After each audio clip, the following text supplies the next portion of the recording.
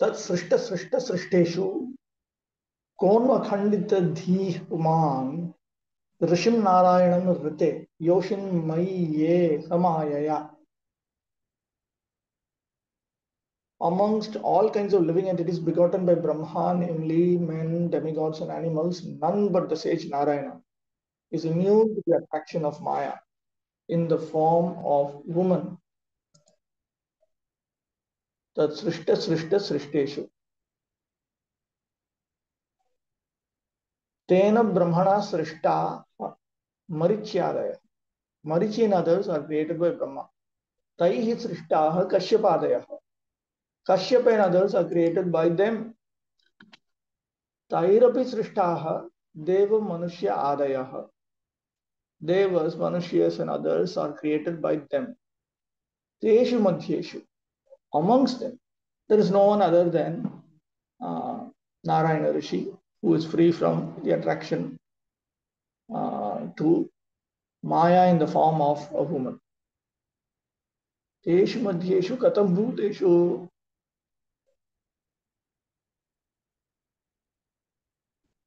Narayanam Rite. Narayanam Vina Vartamaneshu.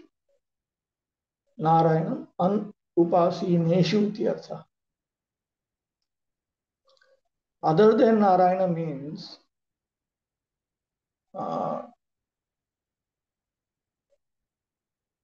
those who are not worshipping Narayana, there is nobody.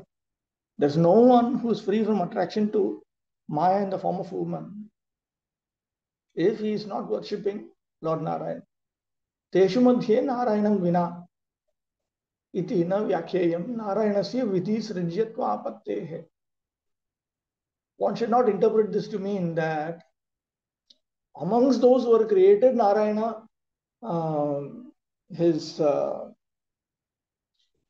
free from attraction to Maya in the form of woman, because that would make Narayana subject to being created by Lord Brahma.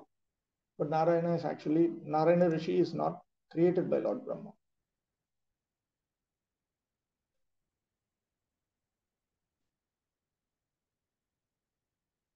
Okay.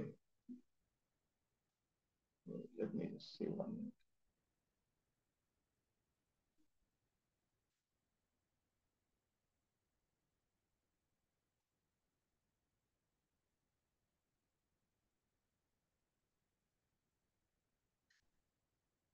Okay. The first living creature is Brahma himself. And from him, so the idea is that the sage Narayana is the Supreme Personality of Godhead himself.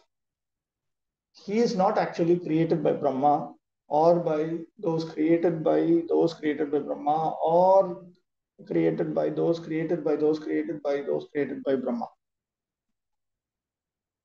But since as the original person beyond Maya, he is immune to attraction to Maya in the form of woman. Like that, anybody who is worshipping him is also free from that. But if somebody who is not worshipping him, then immediately is subject to this attraction. The first living creature is Brahma himself. And from him were created sages like Marichi, who in their turn created Kashyapa and others. And Kashyapa Muni and the Manus created different demigods and human beings, etc. But there is none among them who is not attracted by the spell of Maya in the form of woman. Throughout the entire material world, beginning from Brahma down to the small, insignificant creatures like the ant, everyone is attracted by sex love. That is the basic principle of this material world. Or Brahma's being attracted by his daughter is the vivid example that no one is exempt from sexual attraction to women. Therefore, woman is the wonderful creation of Maya to keep the conditioned soul in shackles. 38. Balam me pasyamayaya strimaya jayino disham ya karoti padakrantan bhru vidrimbhena. It should be, it's not bhruvi. It is bhru hyphen vidrimbhena. Kevalam. Just try to understand the mighty strength of my Maya in the shape of woman, who by the mere movement of her eyebrows can keep even the greatest conquerors of the world under her grip.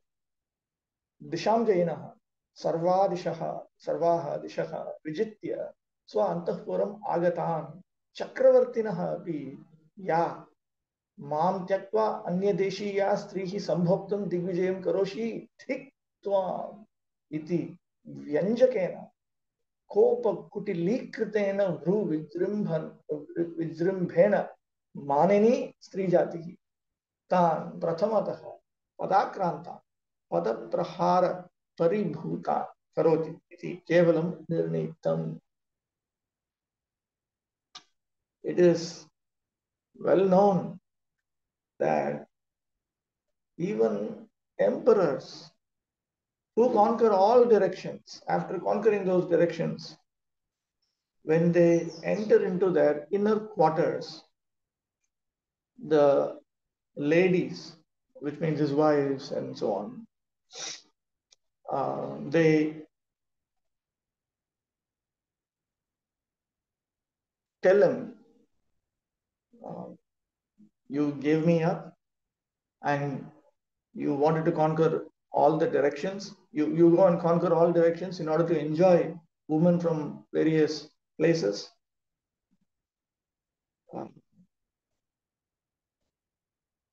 Dhik Tvam. Now, I don't know how to translate this into English. You're so bad. Let me say it in a very polite. That's what it means. So, in this way, they criticize in a sarcastic manner, and they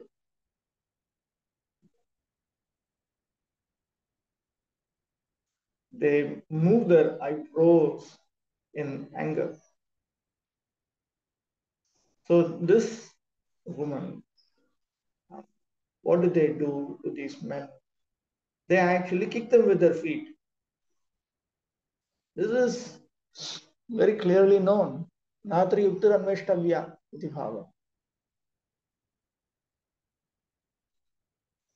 There's no uh, need to. There's no need for logical argumentation to establish this fact. There are many instances in the history of the world of a great conquerors being captivated by the charms of Cleopatra. One has to study the captivating potency of woman and man's attraction for that potency. From what source was this generated? According to Vedanta Sutra, we can understand that everything is generated from the Supreme Personality of God. It's enunciated there, Janmadhyasya Yataha. This means that the Supreme Personality of God is also Supreme Person, Brahman, the Absolute Truth, is a source from whom everything emanates. The captivating power of woman and man's susceptibility to such attraction must also exist in the Supreme Personality of God in the spiritual world and must be represented in the transcendental pastimes of the Lord. The Lord is the Supreme Person, the Supreme Male. As a common male wants to be attracted by a female, that propensity similarly exists in the Supreme Personality of God. He also wants to be attracted by the beautiful features of a woman. Now the question is, if he wants to be captivated by such womanly attraction, would he be attracted by any material woman? It is not possible. Even persons who are in this material existence can give up worldly attraction if they are attracted by the Supreme Brahman. Such was the case with Haridas Thakur. A beautiful prostitute tried to attract him in the dead of night. But since he was situated in devotional service, in transcendental love of God, Haridas Thakur was not captivated. Rather, he turned the prostitute into a great devotee by his transcendental association. Therefore, this material attraction certainly cannot attract the Supreme Lord. When he wants to be attracted by a woman, he has to create such a woman from his own energy. That woman is Radharani. It is explained by the Goswamis that Radharani is a manifestation of the pleasure potency of the Supreme Personality of Godhead. When the Supreme Lord wants to derive transcendental pleasure, he has to create a woman from his internal potency. Thus, the tendency to be attracted by womanly beauty is natural because it exists in the spiritual world. In the material world, it is reflected pervertedly, and therefore there are so many inebrities, so many problems. Instead of being attracted by material beauty, if one is accustomed to being attracted by the beauty of Radharani and Krishna, then the statement of Bhagavad Gita, Param Drishtva Nivartate, holds true. When one is attracted by the transcendental beauty of Radha and Krishna, he is no longer attracted by material feminine beauty. That is the special significance of Radha Krishna worship. That is testified to by Yamunacharya. He says, since I have become attracted by the beauty of Radha and Krishna, when there is attraction for a woman or a memory of sex life with a woman, I at once spit on it and my face turns in disgust. When we are attracted by Madana Mohan and the beauty of Krishna and his consorts, then the shackles of conditioned life, namely the beauty of a material woman, cannot attract us. There is also that statement of Uresha about Ramanujacharya. Yo nitya machyuta padarinda yugma rukma yamohatas taditarani trinaya mene, being attracted by the lotus feet of the Supreme Personality of Godhead. Ramanujacharya considered everything else to be as insignificant as a blade of grass. Like that, when one is attracted to Krishna's conjugal pastimes, factually, one will become disgusted with material conjugal activities. If it does not happen, it means he's not actually attracted to the real pastimes of the Lord. Rather, he has superimposed some imagination which will not produce the same result. Somapati Prabhu. Prabhu, when we say that one should be attracted by Radha Krishna, so No, that does not say one should be. If one is attracted, then he will lose attraction to material feminine beauty. yeah, but what is that attraction? Materially, it is not possible. Only spiritually, one when realizes, then only he can be attracted, right? Correct, correct, correct. That's correct. That is that attraction. Yes, bro. Bro, one more thing here. Uh, just like we hear anytime Maya means only it is considered as woman. Woman only comes in the scene always whenever discussion comes. She is the prime representative of Maya. Correct. Yeah, so for a woman, man is not the Maya. I think I it will don't come. That hear will also anything come. something I like. think that also will come. That will also come. That also comes. I think here only it will come. If I remember correctly, it will come here. Okay. Somewhere Uh, here. I think it will come here. Bhagavatam definitely talks about it. I don't remember exactly where. It must be here. Scriptures are yeah. meant for men. The scriptures are meant for men because men are meant to be the gurus. Prabhupada says that scriptures are meant for men. Therefore, all this discussion about women being Maya and so on are abundant in the scriptures. If the men are not advanced in Vairagya Vidya Bhakti, then how they can help the woman? That is the point. But it is also for women, right? For both That's of okay. them. It's all right. It's for both, but men are meant to be more advanced. They are meant to lead the woman in Vairagya Vidya Bhakti. So therefore, it is primarily meant for women. Secondarily meant for women. Primarily meant for men. Secondarily meant for women.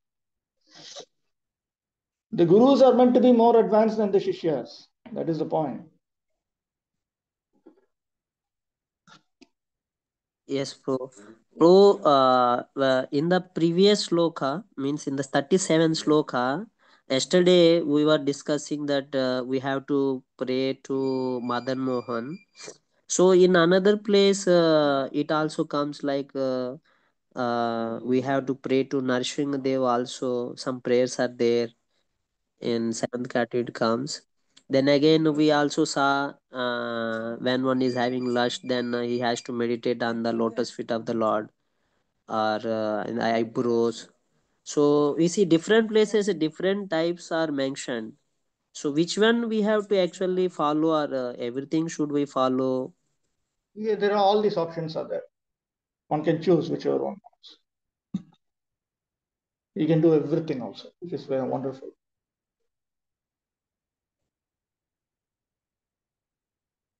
Okay, Okay, Prabhu. let's move on. 39. Sangam na kuryat pramadasu jatu yogasya param paramarurukshu matsevaya pratilabdhatma labho vadantiya nirayad dwaramasya. One who aspires to reach the culmination of yoga and has realized himself by rendering service unto me should never associate with an attractive woman, for such a woman is declared in the scripture to be the gateway to hell for the advancing devotee.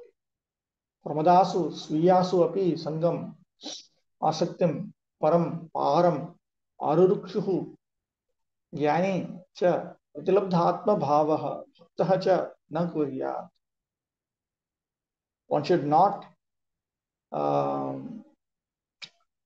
one should not cultivate one should not be one should not associate. Okay, literally it's associate, which means one should not cultivate attraction to women even if they belong to him, to one's own wives. If he is interested in climbing up to the highest status as a jnani,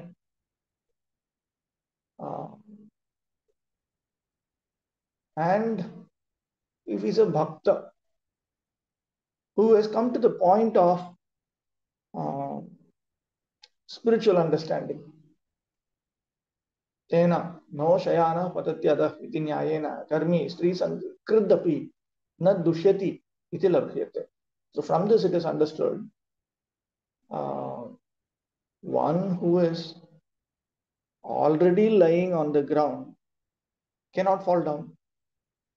So on this basis, a karmi, of course, a karmi is a pious materialist who is already associating with women, who is attracted to women. The karmi is not a sinful person. Karmi. He is not being criticized here. He is not. He is already contaminated, so he is not being criticized here. Asya pumatrasya.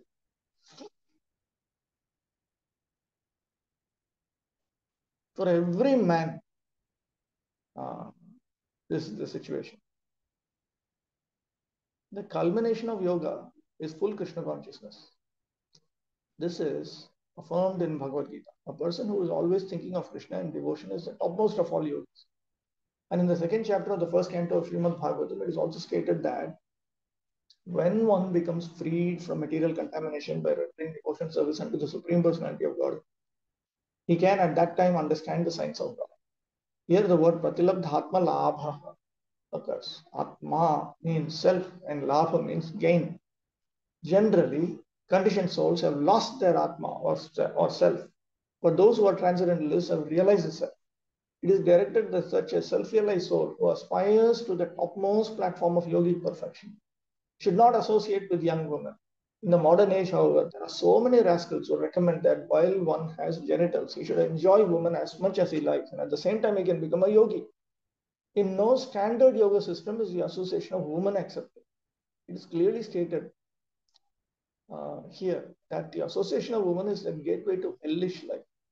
The association of women is very much restricted in the Vedic civilization. Out of the 4 social divisions, the brahmachari, vanaprastha, and the sannyasi, 3 orders are strictly prohibited from the association of women.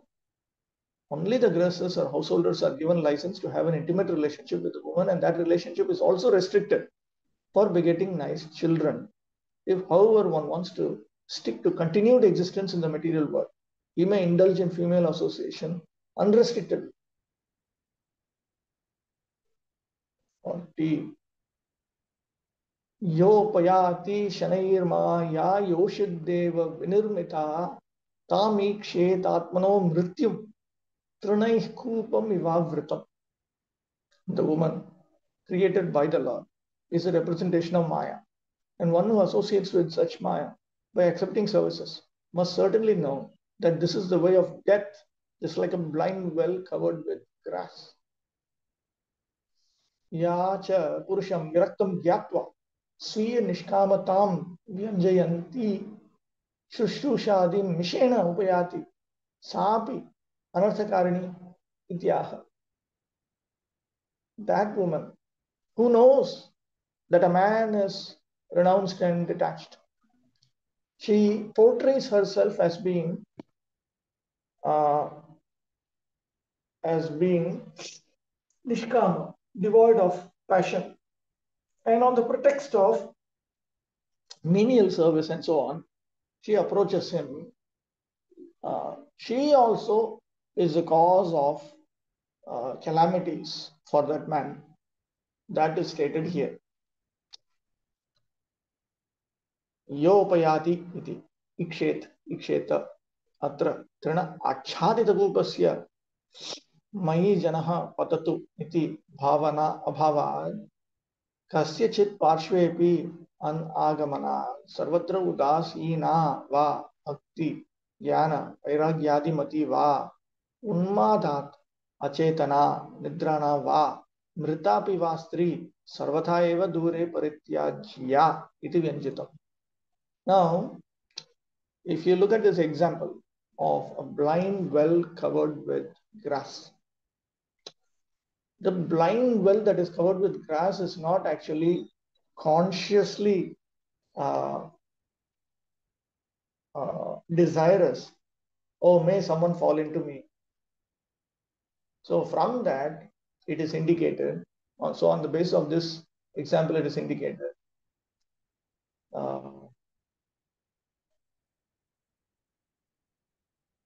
There may be a woman who may be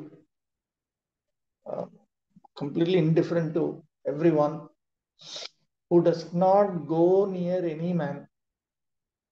There may be a woman who may be engaged in bhakti or jnana, or may be detached and renounced, and so on. There may be a woman who may be inert due to madness. There may be a woman who may be sleeping. There may be a woman who has died even.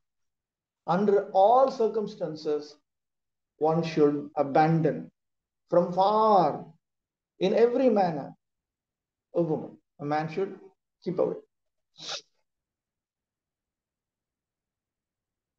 Sometimes it happens that a rejected well is covered by grass, and an unwary traveler who does not know of the existence of the well falls down, and his death is assured. Similarly, association with the woman begins when one accepts service from her, because woman is especially created by the Lord to give service to man. By accepting her service, a man is entrapped. If he is not intelligent enough to know that she is a gateway to hellish life, he may indulge in her association very liberally. This is restricted for those who aspire to ascend to the transcendental platform. Even 50 years ago in Hindu society, this is Prabhupada is writing this in the 70s. So 50 years ago means 1920s. Such association was restricted. A wife could not see her husband during the daytime. Householders even had different residential quarters. The internal quarters of a residential house were for the woman, and the external quarters were for the man. Acceptance of service rendered by a woman may appear very pleasing, but one should be very cautious in accepting such service, because it is clearly said that woman is the gateway to death or forgetfulness of oneself. Here, death means forgetfulness of spiritual progress. She blocks the path of spiritual realization. 41 and 42.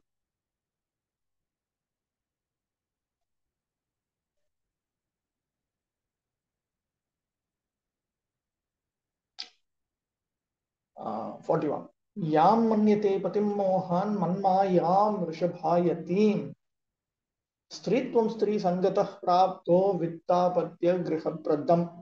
A living entity who, as a result of attachment to a woman in his previous life, has been endowed with the form of woman, foolishly looks upon Maya in the form of a man, her husband, as the bestower of wealth, progeny, house, and other material assets.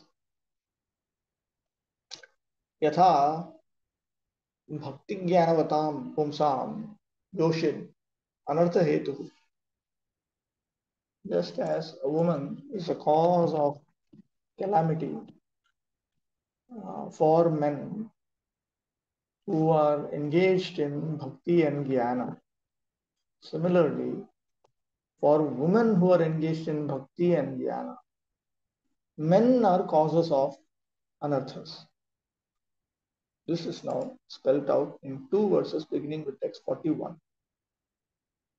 ऋषभायतीं पुरुषवत् आचरन्तीं यां मम मायां patiम vittadi pradam manyate. Why does it say like this? Okay, wait. स्त्री संगतः अंतकाले स्त्री ध्यान स्त्रीत्वं प्राप्तः जीवः. Why does it say ऋषभायतीं पुरुषवत् आचरन्तीं? Okay, wait. Let me look at Bhakti-siddhanta Saraswati. Okay. What is this verse?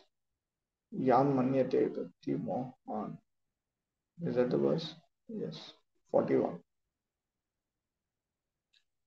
अन्वय पूर्वजन्मनि स्वयं पुमान् स्त्री संगतः अंतकाले स्त्री ध्यानेन स्त्रीत्वं प्राप्तः जीवः. A jiva in his previous life might have been a man who, due to association with women, association means emotional association or sensual association with a woman. That means by meditating on a woman at the last moment of his life, has now become a woman. Rishabhayate. Rishabhaya manam purushavat acharanti. Yam man mayam mama maya shakti.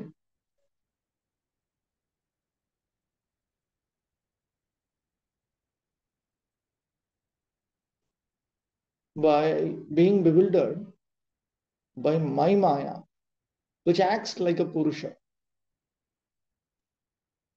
Mohat vitta apatya griha pradam dhanaputradinam dataram patim manyate. She considers her husband to be the provider of wealth, children, and so on. Now, of course, this is a pious woman, because only pious women they depend on their husbands for wealth, progeny, house, and so on.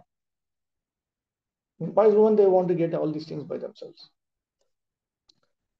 जीव स्त्री संग निबंधन अंतकाले स्त्री ध्यान द्वारा स्त्रीत्वयी प्राप्त हुआ पुरुषेर न्याय आचरणकारी आमार स्त्री रूपा माया के मोह वशतः वित्त पुत्र गृहाद्य प्रदाता पति रूपे मने करिया थाके स्त्री संगत अंतकाले स्त्री ध्यान स्त्रीत्वं प्राप्त जीव. From this verse, it appears that a woman is also supposed to have been a man in his or her previous life. And due to his attachment to his wife, due to his previous life's attachment to his wife, he now has the body of a woman. Bhagavad Gita confirms this. A man gets his next life's birth according to what he thinks of at the time of death. If someone is too attached to his wife, naturally he thinks of his wife at the time of death. And in his next life, he takes the body of a woman. Similarly, if a woman thinks of her husband at the time of death, naturally she gets the body of a man in the next life. In the Hindu scriptures, therefore, woman's chastity and devotion to man is greatly emphasized. A woman's attachment to her husband may elevate her to the body of a man in her next life, but a man's attachment to a woman will degrade him, and in his next life, he will get the body of a woman. So it is not that man and woman by creation are equal also. We should always remember, as it is stated in Bhagavad Gita, that both the gross and subtle material bodies are dresses. They are the shirt and coat of the living entity.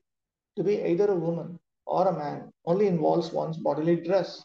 The soul in nature is actually the marginal energy of the Supreme Lord. Every living entity being classified as energy is supposed to be originally a woman or one who is enjoyed. In the body of a man, there is a greater opportunity to get out of the material clutches. There is less opportunity in the body of a woman. In this verse, it is indicated that the body of a man should not be misused through forming an attachment to woman and thus becoming too entangled in material enjoyment, which will result in getting the body of a woman in the next life. A woman is generally fond of household prosperity, ornaments, furniture, and dresses. She is satisfied when the husband supplies all these things sufficiently. As it is well known, a wealthy man is very lovable, and a beautiful woman is also very lovable for a man. Yes. So a wealthy man is very lovable for a woman, and a beautiful woman is very lovable for a man. This is how Maya works. The relationship between man and woman is very complicated, but the substance is that one who aspires to ascend to the transcendental stage of spiritual realization should be very careful in accepting the association of a woman. In the stage of Krishna consciousness, however, such restriction of association may be slackened, because if a man's and woman's attachment is not to each other but to Krishna, then both of them are equally eligible to get out of the material entanglement and reach the abode of Krishna. So if the man and woman are married to each other and they are more interested in Krishna Bhakti than anything else, then that is a different consideration. That is very rare also. As it is confirmed in Bhagavad Gita, anyone who seriously takes to Krishna consciousness, whether in the lowest species of life or a woman or of the less intelligent classes, such as the mercantile or laborer class, will go back home, back to Godhead, and reach the abode of Krishna. A man should not be attached to a woman, nor should a woman be attached to a man. Both man and woman should be attached to the service of the Lord within marital boundaries. So the husband and wife, husband should not be attached to his wife, wife should not be attached to the husband, but both of them should be attached to the service of the Lord within marital boundaries, without engaging in sinful activities, without cultivating any sinful desires. They should progress. This is the standard of Srimad Bhagavatam. Then there is the possibility of liberation from material entanglement for both of them. 42. ताम आत्मनो विजानीयात् पत्य पत्य गृहात्मकं दैवोपसादितं मृत्युं मृगयोर्गायनं यथा. A woman therefore should consider her husband, her house, and her children to be the arrangement of the external energy of the Lord for her death, just as the sweet singing of the hunter is death for the deer.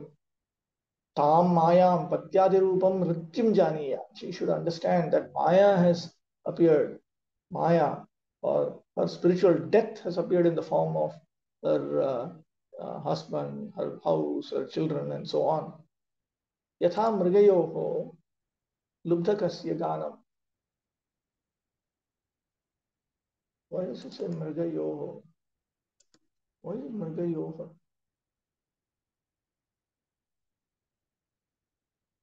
Wait. Mrityum mrigayoho ganam yatha. Mrigayoho vyadhasya. Or mrigayu. All right, okay. यथा मृगयोः लुब्धस्य गानं सुखदमपि मृगः मृत्युं जानीयात्. Just as the sweet singing of the hunter is death for the deer. In these instructions of Lord Kapila, it explained that not only is woman the gateway to hell for man, but man is also the gateway to hell for woman.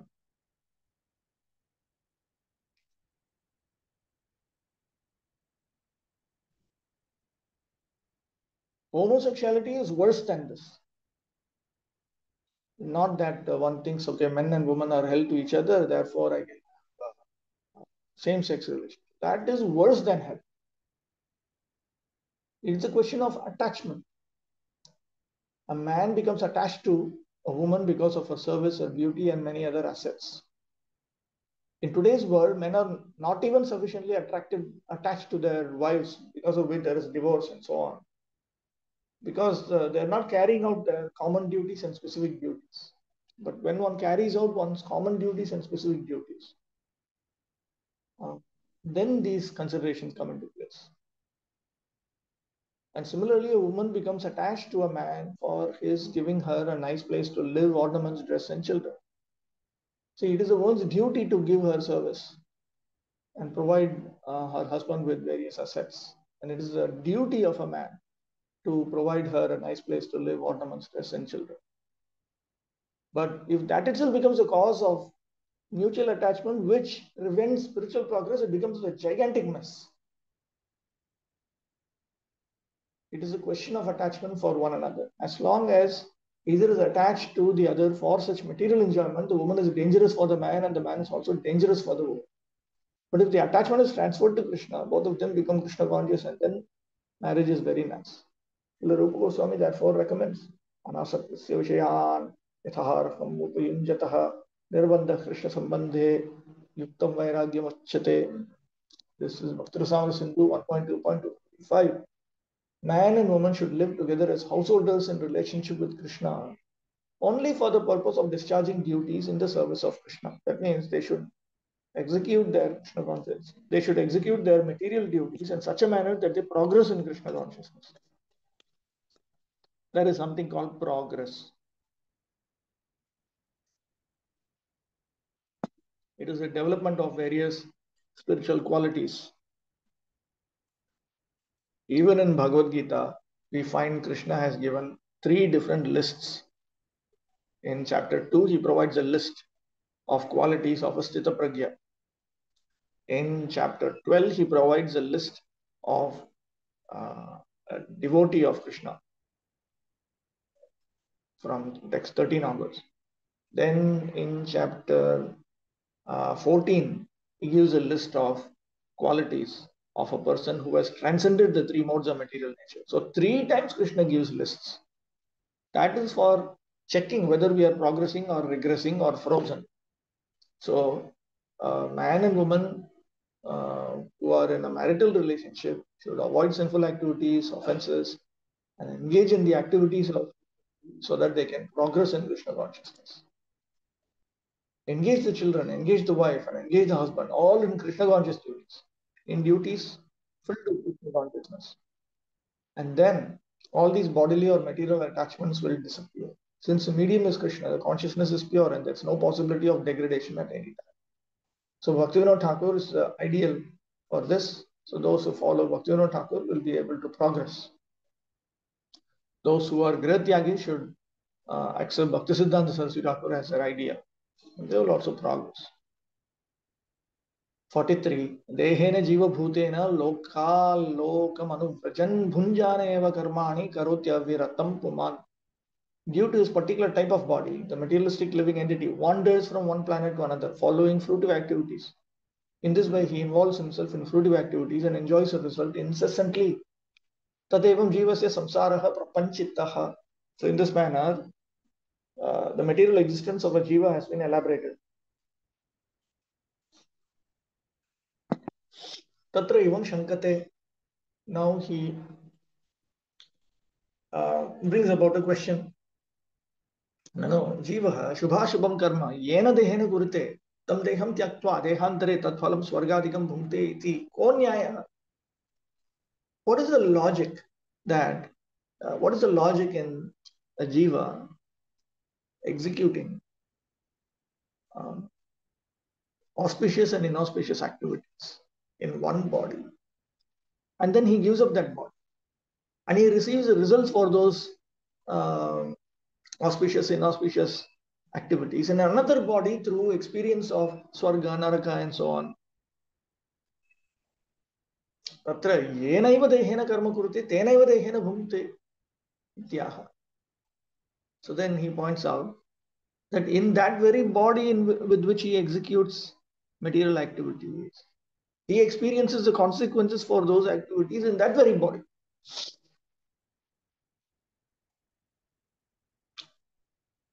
Ityaha. With this in mind, he speaks this. Dehena, jiva bhutena, linga sharirena, lokan martyalokat, lokat martyalokat, lokam swargam narakadikam, anuprajan iti upadhi gamanena eva karma kurute, upahitasya jivasya api gamanam sambhavitam. See, in that very body he is experiencing, because the body that is under discussion is a subtle body. So he is moving from the world of the mortals to the next world, which may be Swarga, Naraka, and so on. But he's moving in a single body. Which body is, each jiva is moving in a single body. That body is the subtle body. Jiva Bhutena refers to the subtle body. So even though he is carrying out these material activities in terms of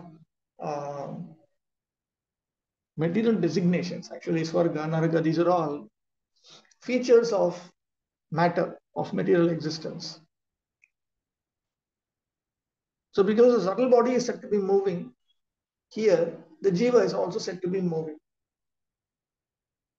Tatra bhunjana eva bhogam asamapnuvaneva punarmartilokam agatya karmani kurute. And while experiencing the consequences, without having completed, without having exhausted the completion of the experience of reactions to his previous pious and impious activities, he comes to the world of the mortals again and again performs material activities which may be pious or impious. Ataha lingadehena eva karma kurate bhukte cha ityukta. Therefore it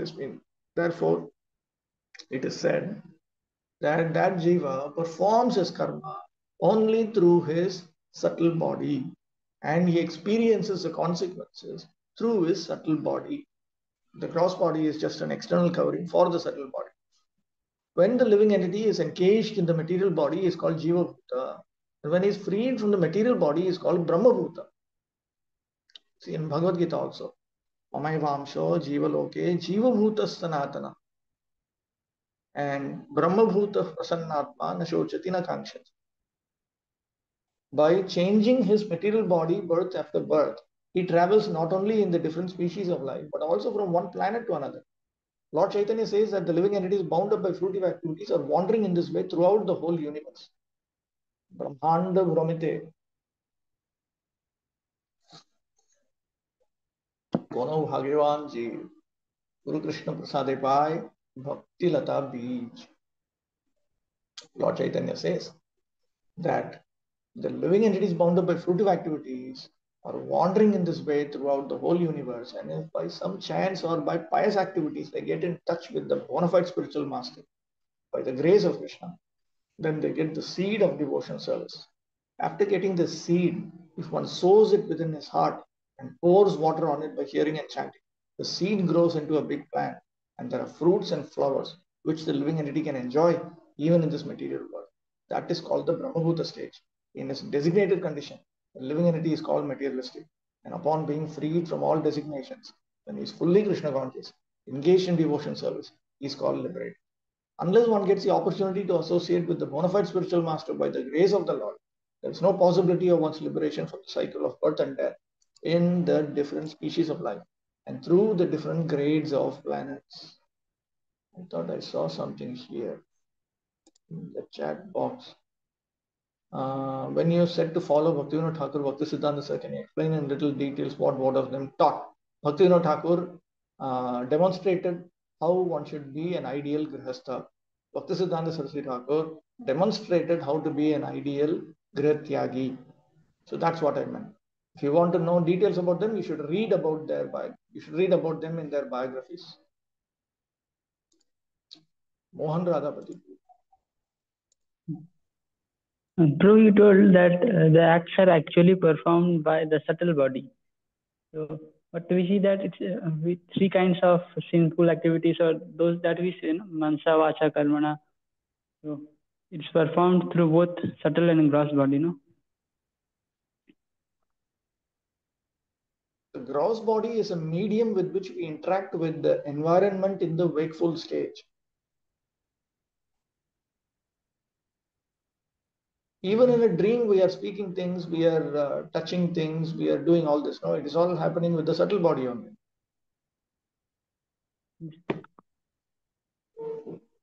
So it is properly assessed here that actually these things are happening through the subtle body. The gross body is just a covering.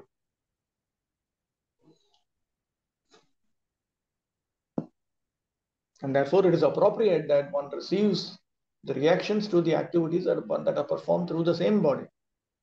As long as I am not liberated from material existence, I only have one subtle body. I have innumerable gross bodies, one after another, after another, after another. But as long as I am not liberated from the cycle of birth and death, I have only one subtle body. I don't change my subtle body. The subtle body is modified, it's continuously modified, but it is a single body.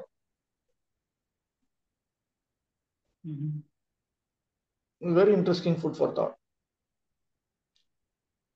Okay, 44. Jivo hyasyanugo deho bhutendriya manomayah tannirodhosya maranam avirbhavastu sambhavah. In this way, the living entity gets a suitable body with the material mind and senses according to his fruitive activities. When the reaction of his particular activity comes to an end, that end is called death. And when a particular type of reaction begins, that beginning is called birth. This one.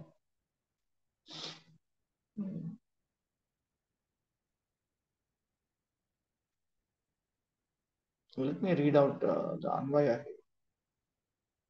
Jivaha, Jiva Upadhihi Lingadeha Asya Atmanaha Hi Anugaha Anuvarti.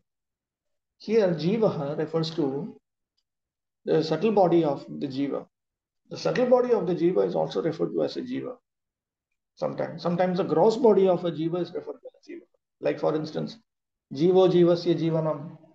Here the gross body of Jivatma is referred to as a Jiva.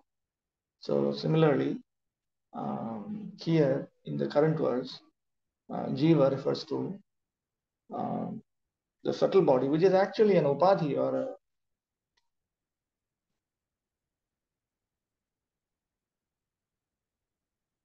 a material designation for the Jivatma.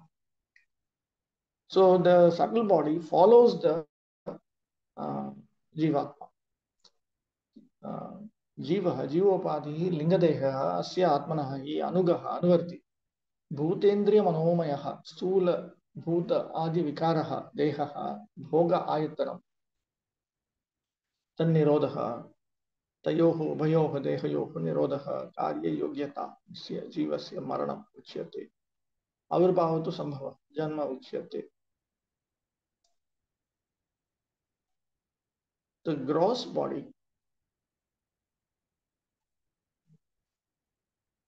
which contains the gross elements and other such transformations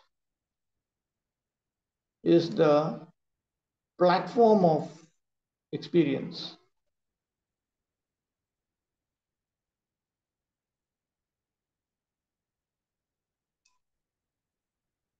How does the Anuvad go?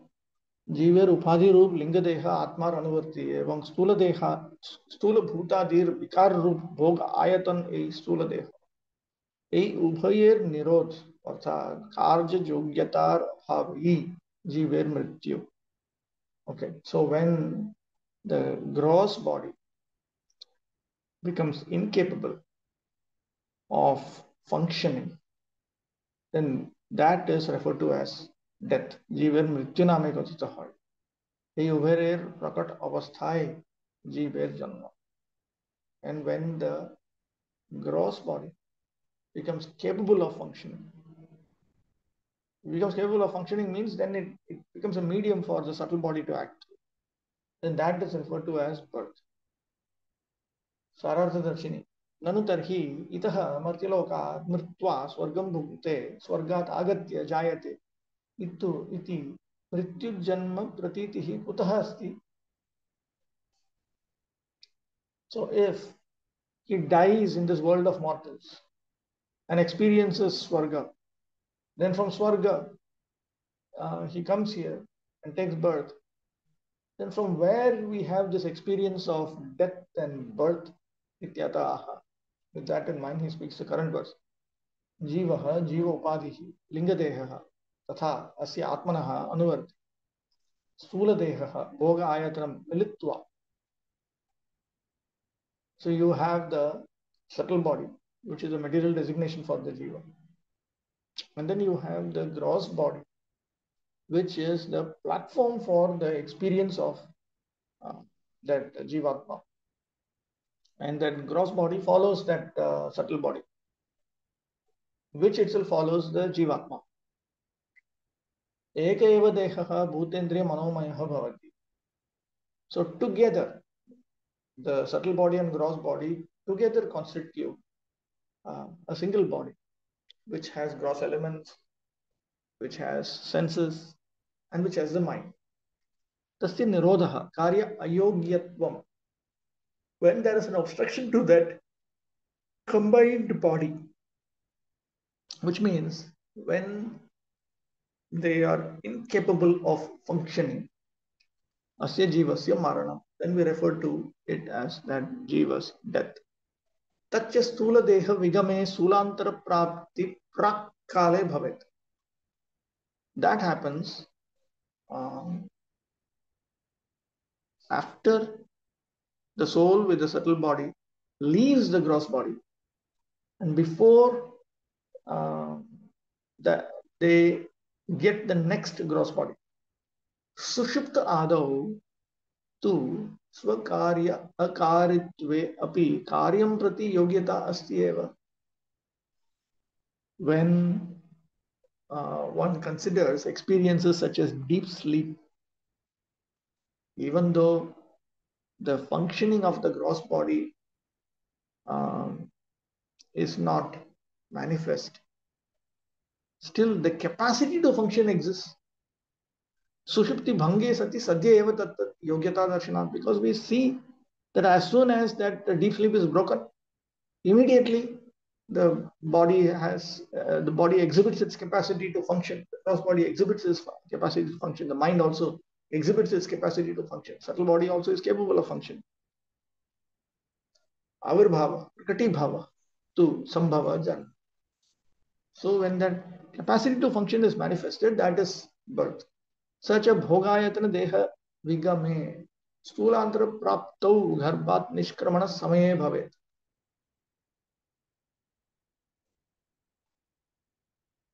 So after giving up that birth that takes place,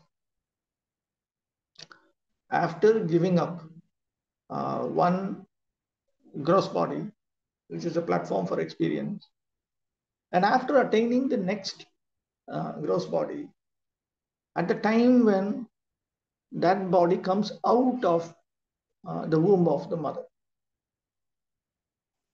from time immemorial, the living entity travels in the different species of life and the different planets almost perpetually. This process is explained in Bhagavad Gita. Brahmayan sarvabhutani yantrarudhani mayaya. Under the spell of Maya, everyone is wandering throughout the universe on the carriage of the body offered by the material energy. Materialistic life involves a series of actions and reactions. It is a long film spool of actions and reactions, and one lifespan is just a flash in such a reactionary show.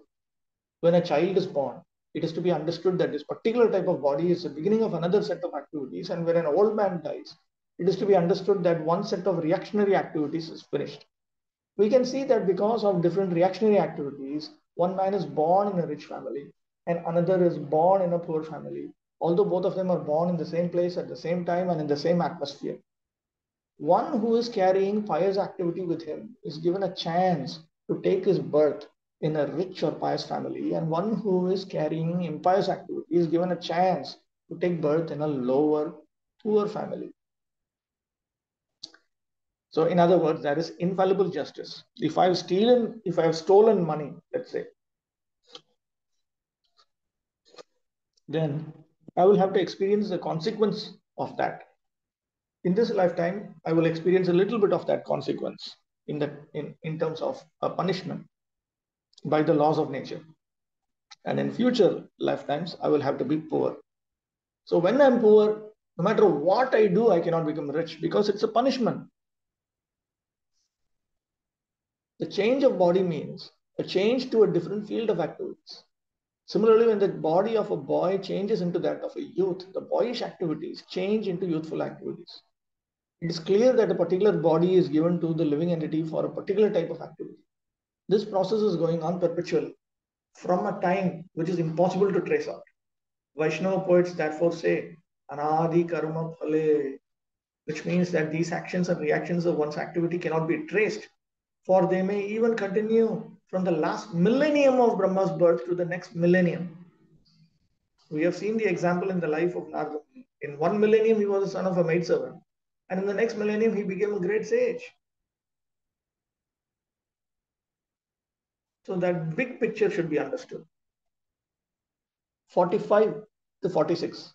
Dravyopalabdhistanasya dravyeksha yogyata yada tat panchatvam mahammanad utpattir dravya darshanam यथाक्ष्णो द्रव्या वयव दर्शना योग्यता यथा तदैव चक्षुषो द्रष्टृत्वा योग्यता नयोः.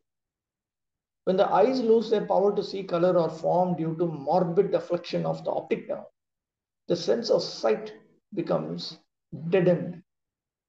The living entity who is the seer of both the eyes and the sight loses his power of vision. In the same way, when the physical body, the place where perception of objects occurs, is rendered incapable of perceiving, that is known as death. When one begins to view the physical body as one's very self, that is called birth. Yeah, this is 45 to 46.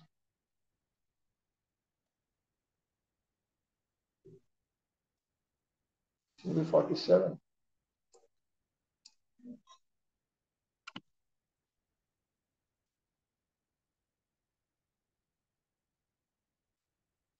Okay, let's see. Oh, it's short. Let me read out the purport. And at the end of 47, then we'll look at the commentary. Read out the purports for this one, 45, 46 first. When one says, I see, this means that he sees with his eyes or with his spectacles. He sees with the instrument of sight. If the instrument of sight is broken or becomes diseased or incapable of seeing, then he as a seer also ceases to act.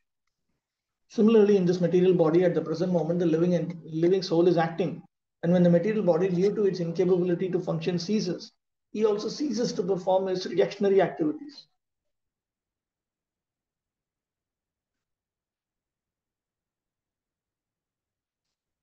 When one's instrument of action is broken and cannot function, that is called death. Again, when one gets a new instrument for action, that is called birth. This process of birth and death is going on at every moment by constant bodily change. The final change is called death, and acceptance of a new body is called birth. That is the solution to the question of birth and death. Actually, the living entity has neither birth nor death, but is eternal. As confirmed in Bhagavad Gita, na hanyate hanyamane sharire. The living entity never dies, even after the death or annihilation of this material body. 47. Tasmanna karya santraso न कार्पण्यम न संभ्रमः बुद्ध्वा जीवगतिम धीरो मुक्त संगश्चरेदिह. Therefore, one should not view death with horror, nor have recourse to defining the body as soul, nor give way to exaggeration in enjoying the bodily necessities of life. Realizing the true nature of the living entity, one should move about in the world free from attachment and steadfast in purpose.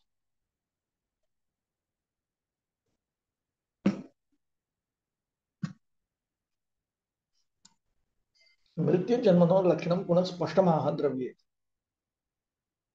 Again, he clearly characterizes death and birth. द्रव्याणि अत्र दृष्टान्तं दृष्ट्वा मर्त्यलोकस्थान्येव वस्तुमात्राणि उच्यन्ते.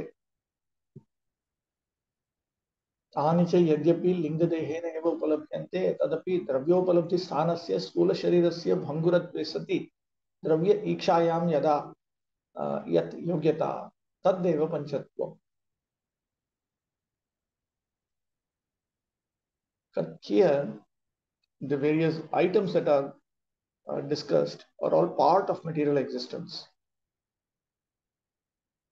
And specifically, we are talking about all of these items within the world of the mortals. These items of the mortal world are experienced only through the subtle body. But that is the platform on which that experience of gross elements take place. That platform is the gross body, and because that is perishable,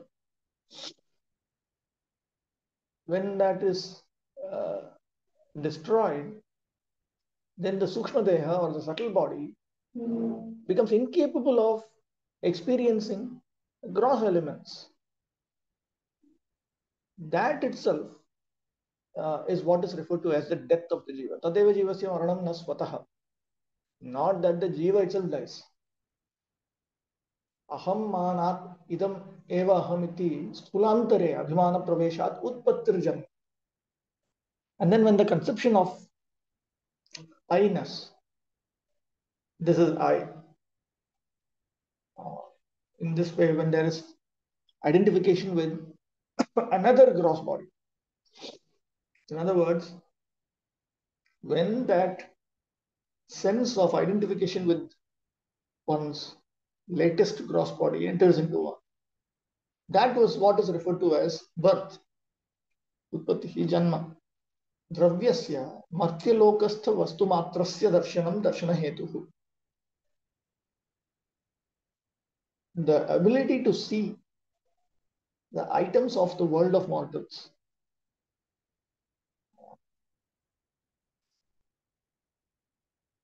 That is discussed here. Atra drishtantah, through an example.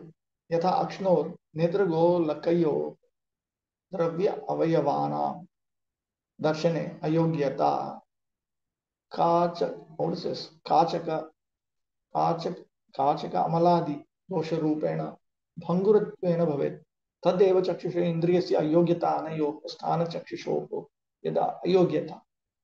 Just as we have the eyes, we have the subtle sense of eye, and then we have the gross eye. When the eye becomes incapable due to some disease, when it becomes dysfunctional, then the faculty of sight itself, the faculty of sight is actually the subtle faculty of sight. That also becomes incapable. Tadaiva drashtu purushasyapi drashtritvasya ayogyata. Then it is said that the seer himself is now incapable of seeing. Sacha ayogyata martyaloka eva sambhavet. And this incapability only pertains to the world of the mortals. Na tu swarga narakayoh.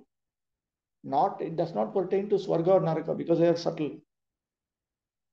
Those experiences are subtle experiences. Ashtantike api tatha vyakhyana labha swarga naraka gata stula dehana upatti vinashayoh na janma marana vyavaharaha. And therefore, the generation and the destruction of the gross bodies in Swarga and Naraka are not referred to as birth and death. Stulasya nasheva sukshmasya jivasya cha nasheva upacharyate. Metaphorically, it is said that the jiva, which actually refers to the subtle body in this context, is destroyed when the gross body is destroyed. Evam utpatischa. And when that jiva, which in this context refers to the subtle body, is said to be born when the gross body is born. Yasmad atmanaha vastutaha nasti janma maranadi tasmad. Because factually the jiva atma, the atma itself does not have birth, death and so on.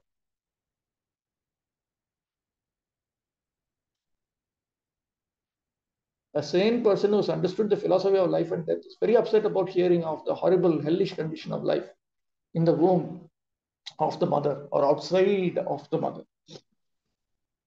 But one has to make a solution to the problems of life. A sane man should understand the miserable condition of this material body. Without being unnecessarily upset, he should try to find out if there is a remedy. The remedial measures can be understood when one associates with persons who are liberated. It must be understood who is actually liberated. The liberated person is described in Bhagavad Gita, one who engages in uninterrupted devotion service to the Lord, having surpassed stringent laws of material nature, is understood to be situated in Brahman.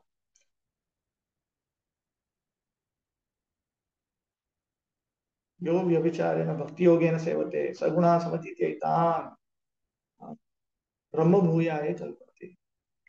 The Supreme Personality of Godhead is beyond the material creation. It is admitted even by impersonalists like Shankaracharya that Narayana is transcendental to this material creation. As such, when one actually engages in the service of the Lord in various forms,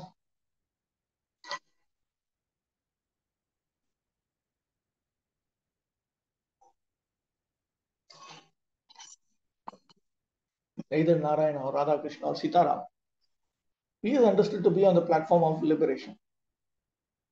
The Bhagavatam also confirms that liberation means to be situated in one's constitutional position.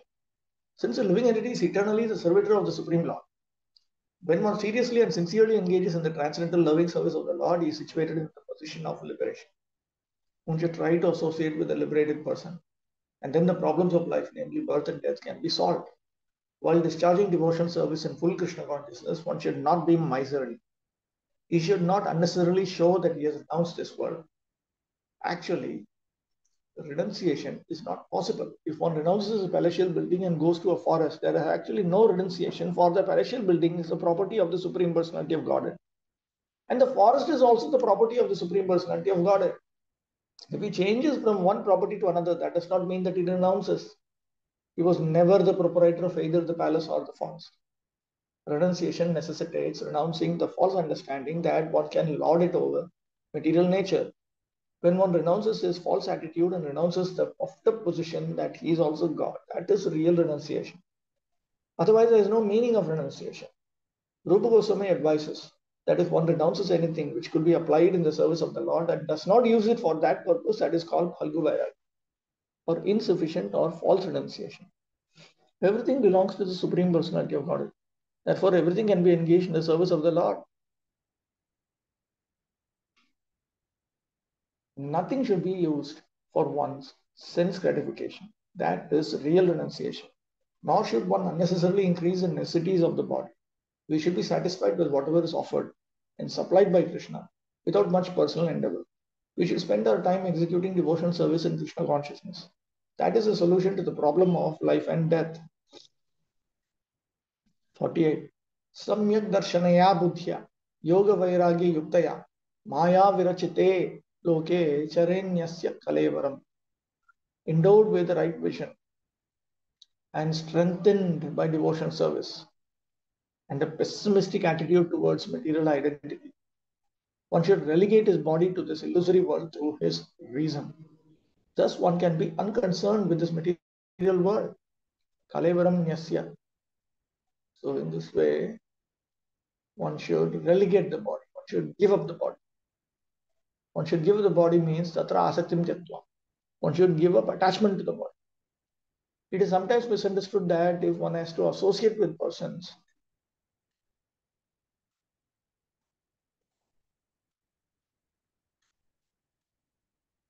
okay, that if one has to associate with persons engaged in devotion service, he will not be able to solve the economic problem. To answer this argument, it is described here that one has to associate with liberated persons, not directly physically, but by understanding through philosophy and logic the problems of life. It is stated here, Samyak Darshanaya Buddhya, endowed with the right vision, through reason.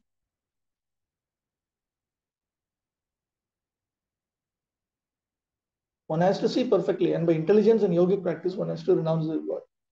That renunciation can be achieved by the process recommended in the second chapter of the first canto of Srimad Bhagavatam. The devotee's intelligence is always in touch with the Supreme Personality of Godhead. His attitude towards the material existence is one of detachment, for he knows perfectly well that this material world is a creation of illusory energy. Realizing himself to be part and parcel of the Supreme Soul, the devotee discharges his devotional service and is completely aloof from material action and reaction. Thus, at the end, he gives up his material body or the material energy, and as pure soul, he enters the kingdom of God. We come to chapter 32, entanglement and fruitive activities. 1. Kapila Vacha. Atha. यो गृहमेधीयान धर्मान एवा वसन गृहे काममर्थम च धर्मान स्वान दोग्धि भूय पिपर्तितान. The personality of God itself. The person who lives in the center of household life derives material benefits by performing religious rituals, and thereby he fulfills his desire for economic development and sense gratification. Again and again, he acts in the same way. In Bhaktisiddhanta Saraswati Thakur edition, texts 1 and 2 are put together.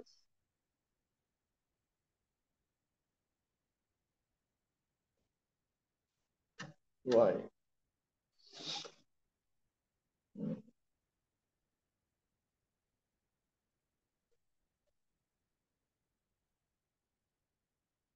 Okay. There is a question here. Yes. So in the Swargaloka, the definition of birth and death is not the generation and degeneration of gross body. So what will be the definition there? Because anyway, one has the subtle body always. No, it looks like both in Swarga and Naraka. It is not just. It looks like there is some other things involved. In Swarga, one does have a gross body. It's not that one does not have. But here, in the world of mortals, and that gross body is called Annamaya. It is dependent on food. In Swarga, the gross body is not dependent on food. The demigods eat only for entertainment. They do not eat for sustenance. So it appears to be a different mechanism. Their body, if I understand correctly, I have presented it in one of the appendixes to Valmiki Ramayana. Their body is primarily of tejas. There's earth, water, fire, air, ether. Their body is primarily made up of tejas. That exact ratio comes there. I mean, the default ratio. Of course, there are different species amongst celestials also, but that ratio is presented. I have presented that information there. One of the Tattvadi Acharyas gives that information. So from that, I copy pasted it there. So they do seem to have a gross body, but it seems to be more like some kind of a decoration or something like that. Similarly, subtle in Naraka also, they have this Yatana Sharir, which appears to be some kind of subtle element or something. These things require more study and more research to understand how they function, what these realms are. But the experience appears to be subtle experience. The experience appears to be a subtle experience. Prabhu, Okay.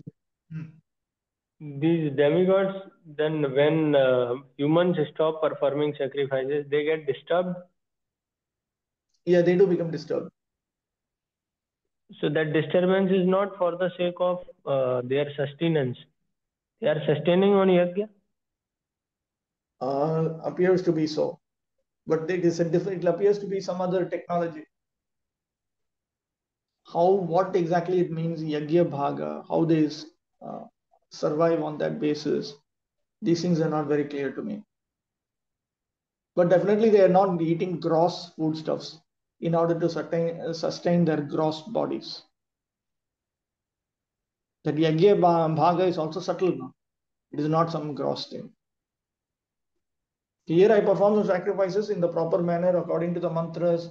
I follow all the rules and regulations, dharma with the right attitude. I do these things and I offer Indraya Swaha, then Indra gets benefit.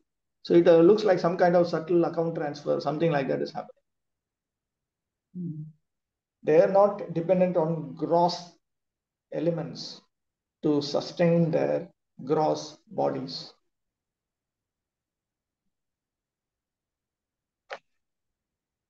Okay. द्वात्रिंशेतु सकामानां निष्कामानां च कर्मिणां पुनरावृत्त्यनावृत्ति प्रोच्या भक्तान् निन्दच्च.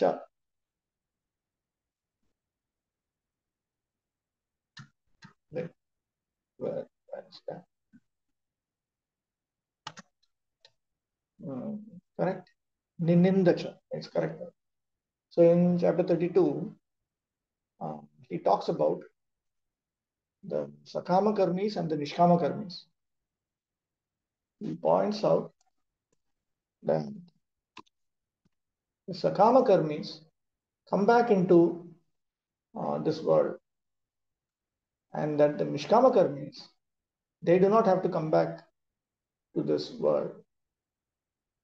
Having stated that, he criticizes those who are not devotees of the Supreme Lord. Tadevam avihitasya papasya karmanah gati muktva.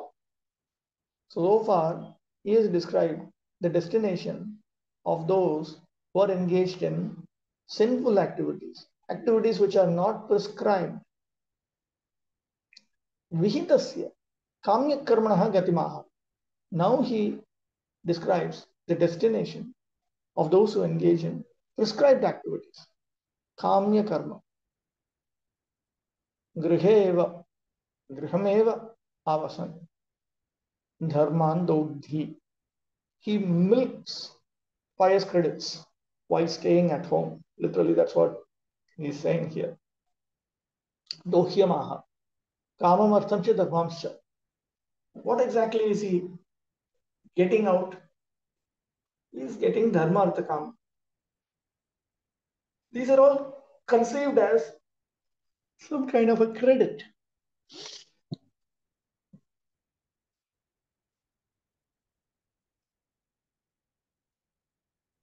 In this life, because the whole idea in Sakama Karma is to engage in activities by which it adds to your credit, and then you will be able to experience the pleasures that come out of that credit later in this life and in future lives, future life or lives.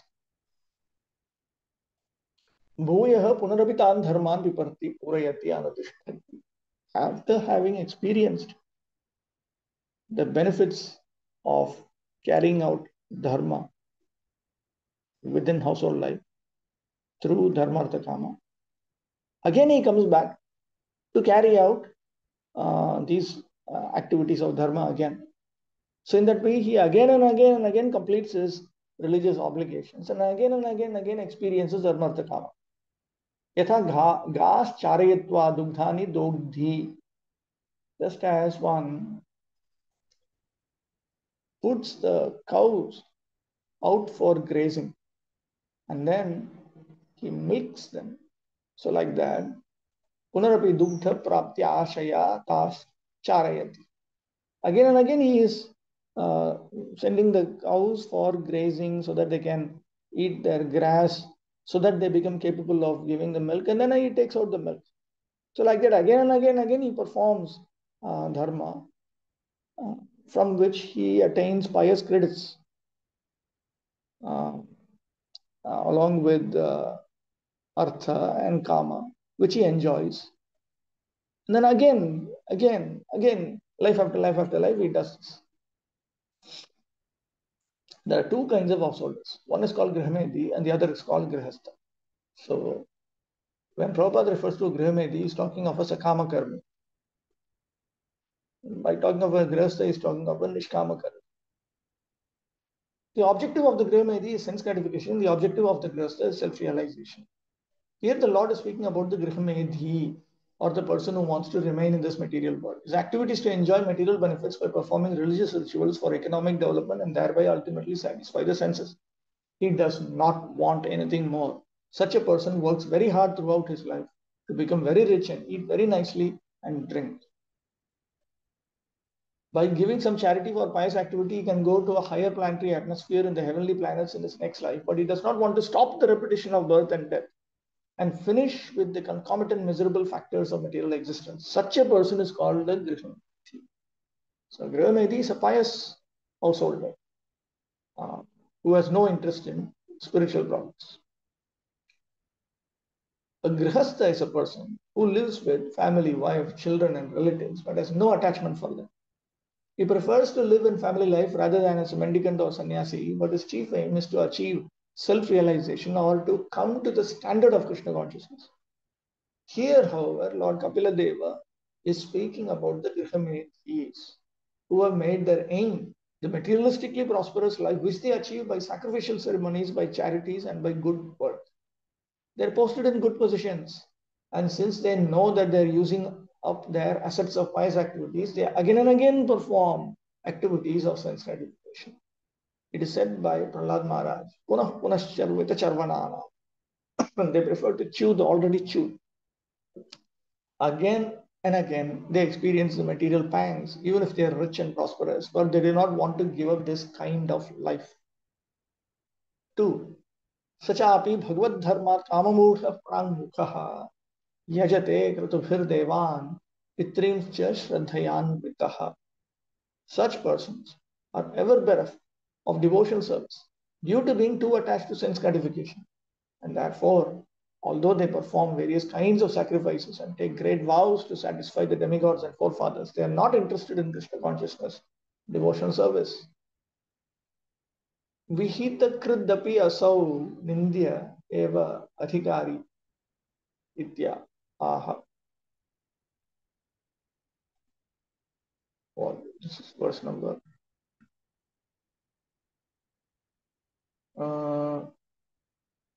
Is this correctly typed? Where is this?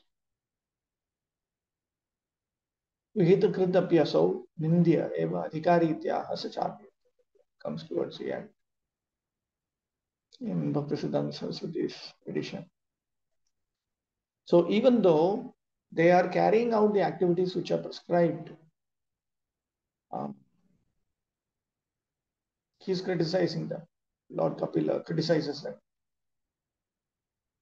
He is criticizing them because they are not doing it in the proper way, actually.